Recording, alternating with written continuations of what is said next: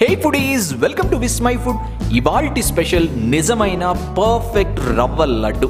ఈ లడ్డు మీరు ఇంటర్నెట్లో ఎక్కడ వెతికినా దొరకదు, అంత పర్ఫెక్ట్ లడ్డు ఇది మీకు నేను ష్యూర్గా ట్రై చేసి తీరాలని రిక్వెస్ట్ చేస్తున్నాను. మేము కూడా యాజ్ ఇట్ ఈస్గా అందరు చేసినట్టే రవ్వ లడ్డు చేసేసాం, దీపావళికి పోస్ట్ చేద్దామని. ఇవిగో ఇలా వచ్చాయి.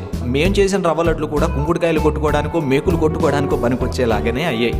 ఇలా కాదు అని మా టీం రీసెర్చ్ చేసి మరి బెస్ట్ రవ్వ లడ్డును ప్రజెంట్ చేస్తున్నాం. Let start. ముందుగా ఓ బౌల్లో ఓ కప్ బొంబాయి రవ్వ, అందులో సగం కప్పు పచ్చి కొబ్బరి తురుము వేసి బాగా కలుపుకొని 2 గంటలు వదిలేయండి. ఇది చాలా ఇంపార్టెంట్. దీనివల్ల కొబ్బరిలోని చెమ్మంతా రవ్వ పీలుస్తుంది. రవ్వని వేపుతున్నప్పుడు కొబ్బరి పాలను పీల్చుకున్నటువంటి రవ్వ బాగా వేగి మంచి రుచి వస్తుంది రవ్వకి.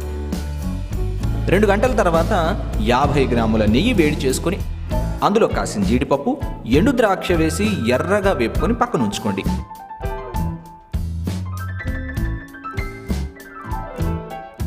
ఇప్పుడు 2 గంటలు నానబెట్టుకున్నటువంటి రవ్వ కొబ్బరి మిక్స్చర్ వేసి లో ఫ్లేమ్ మీద మంచి సువాసన వచ్చేంత వరకు వేపుకోవాలి. ఇది చాలా ఇంపార్టెంట్. ఇది వేగడానికి కనీసం 20 నిమిషాల పైన పడుతుంది. రవ్వ లడ్డులోని రుచంతా ఈ రవ్వ వేపడంలోనే ఉంది. రవ్వ ఎంత బాగా వేగితే అంత రుచి వస్తుంది లడ్డూకి. రవ్వ బాగా వేగింది అన్నప్పుడు జీడిపప్పును వేపితే ఎలాంటి వాసన వస్తుంది, అలాంటి వాసన వస్తుంది. అప్పుడు రవ్వ బాగా వేగినట్టు. ఇప్పుడు మరో కడాయిలో 3/4 కప్పు పంచదార పోసుకోండి. తీపి ఎక్కువ తినేవారు 3/4 కప్పు పోసుకోండి, లేదంటే కాస్త తగ్గించుకోండి. ఇందులో 100 ml నీళ్లు పోసుకొని ఓ తీగ పాకం వచ్చేంత వరకు బాయిల్ చేసుకోండి. ఓ తీగ పాకం రాగానే స్టవ్ ఆఫ్ చేసేసి వేయించుకున్నటువంటి రవ్వ వేయండి. ఇందులోనే వేయించుకున్నటువంటి జీడిపప్పు కిస్మిస్ వేసి బాగా కలుపుకొని గోరువెచ్చగా అయ్యేంత వరకు చల్లారనివ్వండి. చల్లారాక ఇదిగో ఇలా గడ్డగా అవుతుంది.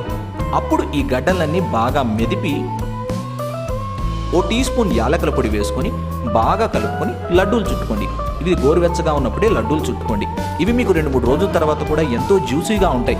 తింటున్న ప్రతి బైట్లోనూ చాలా ఎంజాయ్ చేస్తారు. అబ్బా మరో లడ్డు తిందాం అని అనిపించక మానదు. అంత పర్ఫెక్ట్ లడ్డు ఇది. తప్పకుండా మీరు ట్రై చేయాల్సిన రెసిపీ. నేను మీ అందరినీ ధైర్యంగా ఈ రెసిపీ ట్రై చేయమని రిక్వెస్ట్ చేస్తున్నాను. ఏంటి, నచ్చిందా? మరైతే మీరు ట్రై చేసి మీకు ఎలా కుదిరిందో ఖచ్చితంగా ఆ పిక్ని ఇన్స్టాగ్రామ్లో పోస్ట్ చేయండి. మా విస్ మై ఫుడ్ ఫేస్బుక్ పేజ్ని లైక్ చేయండి. సబ్స్క్రైబ్ చేయడం అస్సలు మర్చిపోకండి.